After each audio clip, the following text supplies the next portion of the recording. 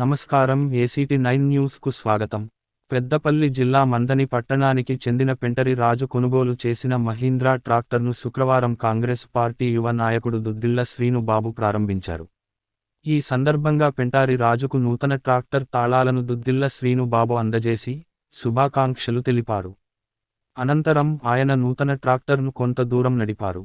ఈ కార్యక్రమంలో మంథని కాంగ్రెస్ పార్టీ మండల అధ్యక్షుడు ఐలి ప్రసాద్, మంథని ఎంపీపీ కొండా శంకర్, కాంగ్రెస్ పార్టీ పెద్దపల్లి జిల్లా ఉపాధ్యక్షుడు చొప్పరి సదానందం, యూత్ కాంగ్రెస్ పెద్దపల్లి జిల్లా ప్రధాన కార్యదర్శి Arla Nagaraju, Congress party SC cell division అధ్యక్షుడు మంథని సత్యం, సీనియర్ కాంగ్రెస్ పార్టీ నాయకులు కన్నూరి రవి, ఎక్లాస్పూర్ సర్పంచ్ సదానందం తదితరులు పాల్గొన్నారు.